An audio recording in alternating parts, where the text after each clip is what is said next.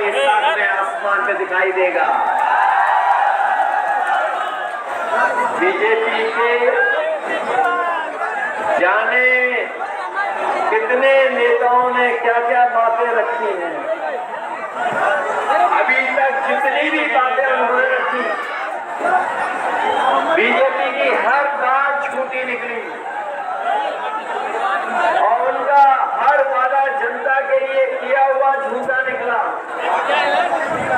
इन BJP वालों ने कहा कि हम किसानों की आय दोगुनी कर देंगे। यहाँ बड़े पैमाने पे किसान भाई मौजूद हैं, उनके परिवार के लोग हैं। आज 10 साल में बताओ किसी भी किसान की पैदावार की कीमत दोगुनी हो गई हो। जिन्होंने कहा आय दोगुनी हो जाएगी, उनकी सरकार में लगातार महंगाई बढ़ी है और अगर हिसाब किताब किसान लगाएगा तो हर फसल की उसकी लागत बढ़ गई।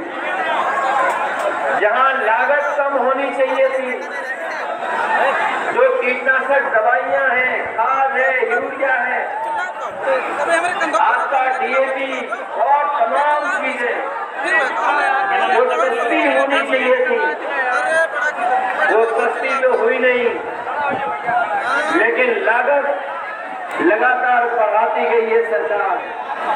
और उसका परिणाम ये हुआ कि हमारे किसान के परिवार में जो खुशहाली आनी चाहिए थी वो खुशहाली नहीं आई।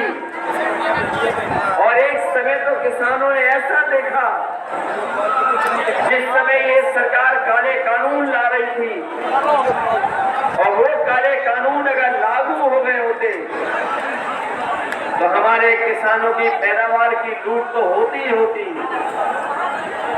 वहीं उनकी जमीनों पर और खेती पे भी ये कब्जा कर लेते। किसान खिलाफ आंदोलन किया उन्होंने, पूरे देश के किसानों ने इनके खिलाफ माहौल बनाया, हजारों शहीद हुए। यहाँ तक कि सरकार ने अपना पूरा प्रशासन और ताकत लगा के किसानों का आंदोलन को रोकने का काम किया। इन्होंने थार तक किसानों पे चला दी, लेकिन किसान पीछे नहीं हटा। तभी दिल्ली छोड़ करके गया, जब काले कानून वापस हो गए तब दिल्ली छोड़ करके किसान गया। अभी किसानों की जो मांगे थी वो पूरी नहीं हुई है। जो हमारा किसान न जाने कब से मांग कर रहा है कि एमएसपी के लिए कानूनी अधिकार मिले, हम अपने किसान भाइयों को भरोसा दिला के जा रहे हैं। जहां गन्ने की लाभकारी मूल्य दिलाएंगे आपको, जिससे आपके घर परिवार में खुशहाली आ जाए। उसके साथ साथ हर फसल की एमएसपी के लिए आपको कानूनी अधिकार दिलाने का काम इंडिया गठबंधन सरकार करेगी।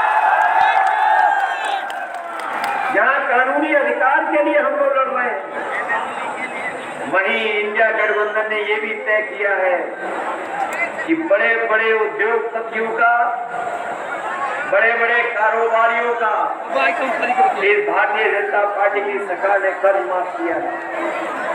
अभी तक तो हम लोग 16 लाख करोड़ बोलते थे, लेकिन नए आंकड़े, नई तरह की जो जानकारी मिल रही है, भारतीय जनता पार्टी ने समय समय पर बड़े बड़े कारोबारी, उद्योगपति जो उनके साथी हैं, उनका लगभग 25 लाख करोड़ का कर्ज माफ किया है। जब इस सरकार ने नियम बनाया कर्ज माफी को लेकर के, तो उन्होंने नियम बनाया कि जिन लोगों ने 5 करोड़ से ऊपर का कर्ज लिया है उन लोगों का कर्ज माफ हो जाएगा। लेकिन हमारा गरीब और किसान जानता होगा ये करोड़ों में कर्ज नहीं लेता, इसके ऊपर तो केवल लाखों का कर्ज है। आज हम इंडिया गठबंधन के लोग अपने किसान भाइयों को भरोसा दिला के जा रहे हैं। जिस तरीके से इन्होंने उद्योगपतियों का 25 लाख करोड़ रुपए कर्ज माफ किया है, 4 जून के बाद अपने किसानों का, गरीबों का भी कर्ज माफ करने का काम इंडिया गवर्नमेंट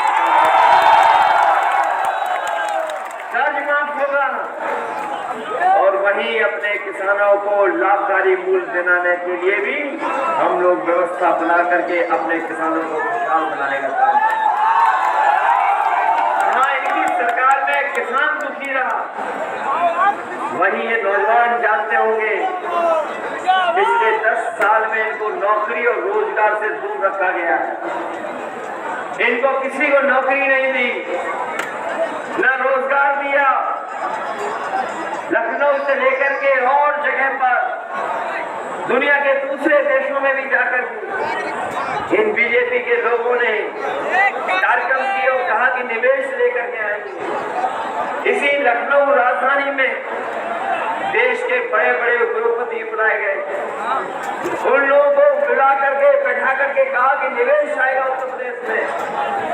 फिर डिफेंस को लेकर के डिफेंस एक्सपो किया गया और जनता को झूठे सपने दिखाए गए कि निवेश आएगा। G20 का भी आयोजन हुआ, लेकिन आज देखिए जमीन पर कोई निवेश नहीं आया। और अगर निवेश आया होता तो हमारे नौजवानों को कुछ न कुछ रोजगार मिल गया होता। न रोजगार न नौकरी। और जब कभी भी प्रदेश का नौजवान परीक्षा लिखने गया तो उसका पेपर लीक हो गया। और एक पेपर लीक नहीं हुआ। मंचो भाई बताओ, यहाँ पर नौजवान जानते होंगे जो परीक्षा देने गए होंगे, सब परीक्षाएं के पेपर लीक हो गए। ठीक ठीक ठीक, एक के बाद एक पेपर लीक हुआ, एक के बाद एक पेपर लीक होता चला गया। जिन्होंने गिने होंगे वो जानते होंगे 10 से ज्यादा पेपर लीक हुए हैं। सब परीक्षाएं रद्द हो गई।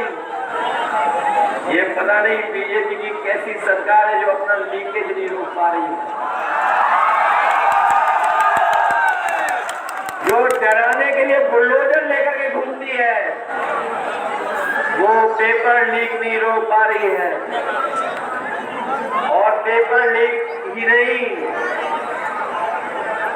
बल्कि जो आधी अधूरी नौकरी के लिए इंतजाम किया है उन्होंने अग्निवीर वाला, हम लोग कभी स्वीकार नहीं कर सकते हैं। तो नौजवान सड़कों पर दौड़ करके तैयारी करता था फौज की वर्दी पहनने के लिए और सीमा की रक्षा के लिए, जो दिन रात अपना पसीना बहाता था, उस फौज की नौकरी को भी इन्होंने आधा अधूरा बना दिया। 4 साल की नौकरी बना दी।